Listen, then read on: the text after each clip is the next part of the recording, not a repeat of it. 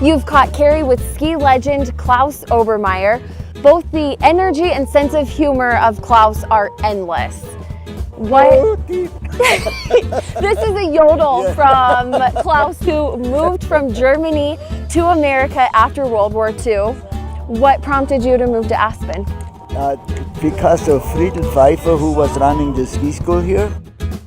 He's a friend of mine for a long time from St. Anton, Austria. Yeah. And I'm an aeronautical engineer, and right after the war there were no jobs in the aeronautical industry in this country. So I thought, well, I also ski raced all my younger life, and so I thought, well, maybe I'll teach skiing.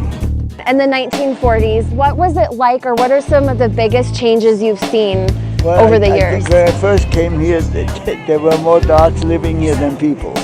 Yeah, most people had left when the mining industry kind of collapsed. I skated on my skis to the Jerome Hotel, and there 25 dogs behind me barking. They'd never seen anything like it. The greatest, most favorable surprise was it snowed at night about 6 or 8 inches. Yeah. And I put the skis down for the first time in the morning, and the snow just flew like champagne powder. What you find in the Alps at 3,000 meters or higher.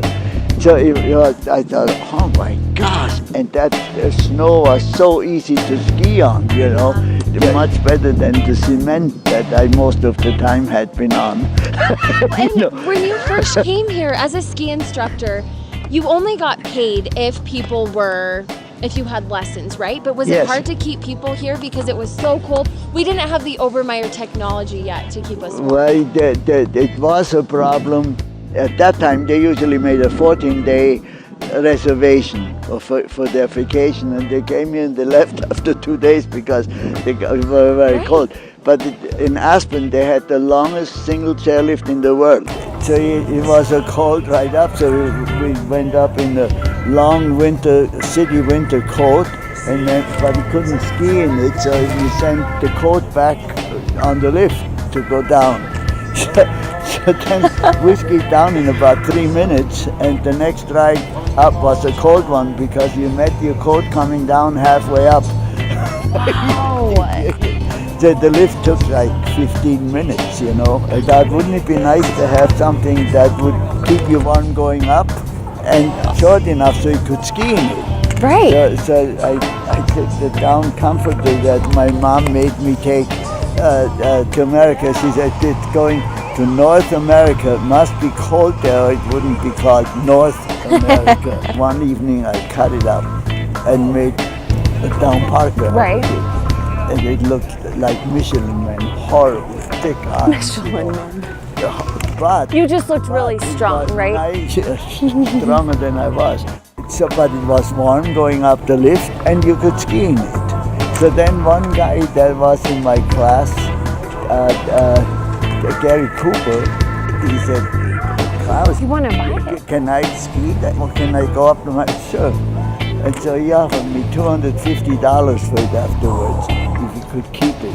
And I thought, wow, because at that time you could buy a new Buick with radio for $1,250. So that gave me the courage to go back to Munich. I had a friend in the bedding factory, and I said, you gotta make me down Parker. He said, you're crazy. They said, come on, we'll go to the Hofbrauhaus to have a few beer, and that softened him up. And I said, okay, I'll make you those 10 Parkers. Munich, he made me 75 of them that I brought back, and they sold like hotcakes.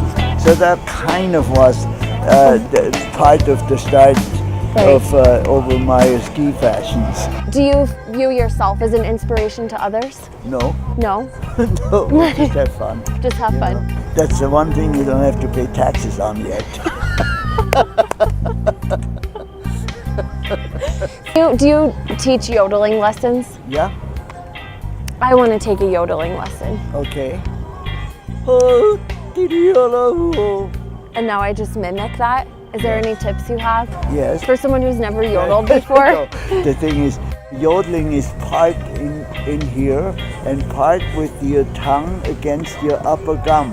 Hoo-doo-doo-doo, like that. So, and then you combine the two, go like Wow. this. Yes. You really let it out there. I need to hear your strongest yodel. I